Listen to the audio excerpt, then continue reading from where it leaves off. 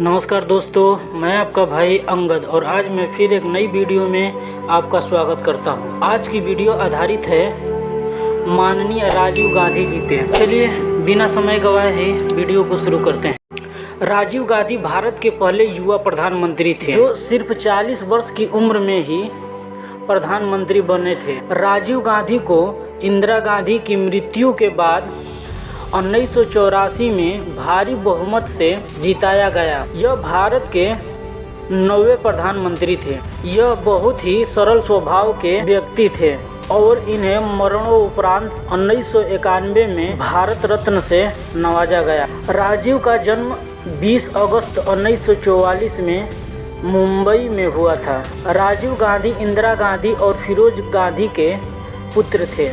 दोनों के अलगाव होने के बाद इंदिरा गांधी अपने पिता जवाहरलाल नेहरू के घर रहने लगी और उन्होंने अपने पिता के साथ राजनीति की तरफ रुख ले लिया। राजनीति को उन्होंने नेहरू परिवार के होने के नाते करीब से देखा था, इसलिए प्राथमिक शिक्षा देहरादून के प्रतिष्ठित विद्यालय में हुई, जहां महानायक अमिताभ बच्चन से इनकी मित्रता हुई।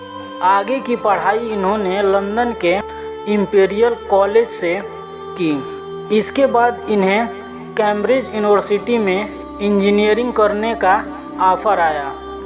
1965 तक वे कैम्ब्रिज में रहे, लेकिन उन्होंने अपनी इंजीनियरिंग की पढ़ाई पूरी नहीं की। 1966 में राजीव भारत आ गए। इस समय उनकी मां इंदिरा गांधी देश की प्रधानमंत्री बन गई थी।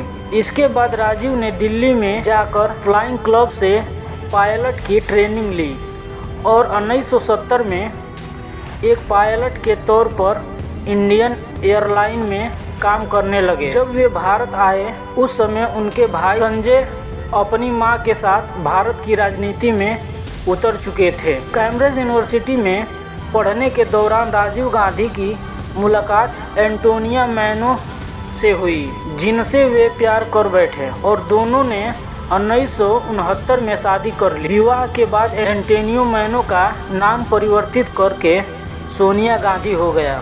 राजीव गांधी की 2 संतानें हैं, राहुल और प्रियंका। इनका पूरा परिवार राजनीति से प्रेरित रहा, पर इन्हें राजनीति से लगाव नहीं था। आज भी इनकी पत्नी सोनिया गांधी कांग्रेस की अध्यक्ष हैं एवं बेटा भी सांसद के रूप में कार्यरत है।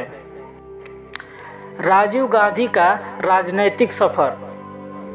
कहा जाता है कि राजीव को राजनीति में बिल्कुल लगाव नहीं था, पर वक्त के पलटवार के कारण इन्हें राजनीति में आना ही पड़ा। 23 जून 1980 में संजय गांधी की विमान दुर्घटना में मृत्यु हो गई, जिसके कारण राजीव गांधी को 1982 में इंदिरा के साथ राजनीति में आना स्वीकार करना पड़ा।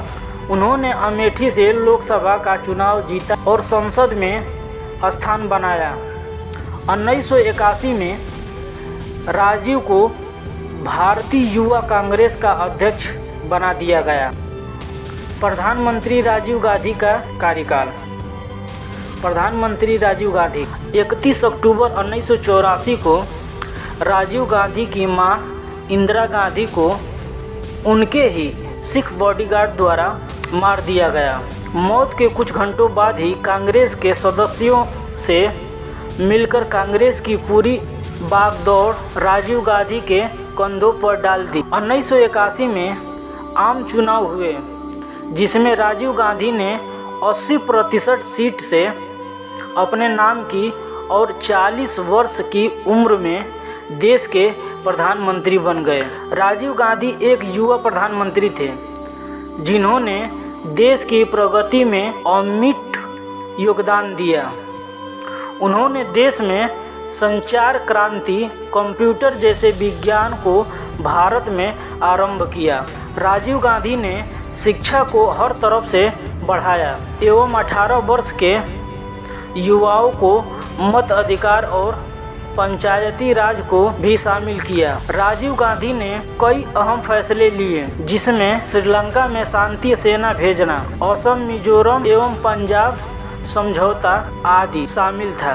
राजीव गांधी ने कश्मीर और पंजाब में आंतरिक लड़ाई को भी काबू में करने की भरपूर कोशिश की। राजीव देश की युवा शक्ति को अत्यधिक बढ़ावा देते थे। उनका मानना था कि देश का विकास युवाओं के द्वारा ही हो सकता है। देश के युवाओं को रोजगार भरपूर मिले, इसके लिए राजीव गांधी हमेशा प्रयासरत रहे। राजीव गांधी ने इसके लिए जवाहर रोजगार योजना शुरू की।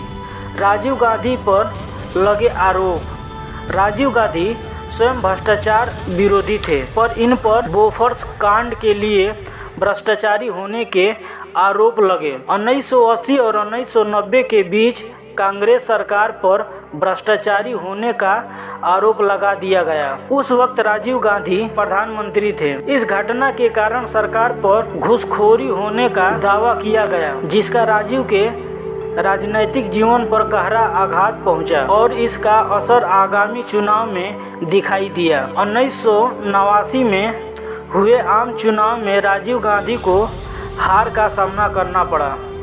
राजीव गांधी ने 2 साल तक विपक्ष में रहकर कार्य किया। इनका राजनीतिक जीवन बहुत ही कठिनायक था, जिसके साथ वो अपने धैर्यवान स्वभाव के कारण ही न्याय कर पाए, इसलिए इन्हें बहुत प्यार एवं सम्मान मिला।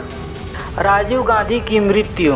श्रीलंका में हो रहे आतंकी मसलों को निपटाने के लिए राजीव गांधी ने अहम कदम उठाए, जिस कारण इन पर 1991 में हमला किया गया और राजीव गांधी जैसे महान युवा नेता को भारत ने खो दिया। 21 मई 1991 को राजीव गांधी की मानव बम द्वारा हत्या कर दी गई थी। यह पहली बार नहीं था जब भारत के किसी बड़े नेता को आतंकियों ने मार दिया। यह घटना तमिलनाडु में चुनाव प्रचार के दौरान घटी। इससे पहले भी इन पर जानलेवा हमला किया गया था। इनके परिवार में इंदिरा और राजीव गांधी की मृत्यु आतंकियों के कारण हुई, पर संजय गांधी की मृत्यु आज भी एक सवाल बनकर रह गई। खबरों की सुने तो उनकी मृत्यु के पीछे इंदिरा का नाम जुड़ा पाते हैं। शायद यही राजनीति की एक गंदी शक्ल है।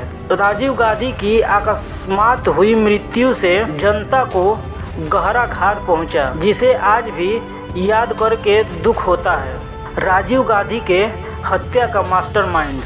हमारे देश के पूर्व प्रधानमंत्री राजीव गांधी की हत्या के मामले में उम्र कैद की सजा काट रहे एजी पेरारीवलन को देश की सबसे बड़ी अदालत ने आखिरकार रिहाई दे ही दी। आपको बता दें कि इस मामले में 7 लोगों को दोषी करार दिया गया था। सुप्रीम कोर्ट ने पेरारीवलन को सजाए मौत की सजा सुनाई थी। ऐसा इसलिए क्योंकि उनकी हत्या के पीछे अहम रोल एजी पेरारीवलन ने निभाया था। आपको बता दें कि जिस महिला ने अपने कमर में बम बांधा था, उस बम को बांधने का काम एजी पेरारीवलन को दिया गया था, जिसका आदेश मास्टरमाइंड शिवरासन ने दिया। आपको बता दें कि राजीव गांधी की हत्या के बाद पूरे देश में दहशत का माहौल पैदा हो गया था, जिसके कारण कोई भी अपने घरों से बाहर तक नहीं निकल रहा था। जय हिंद दोस्तों।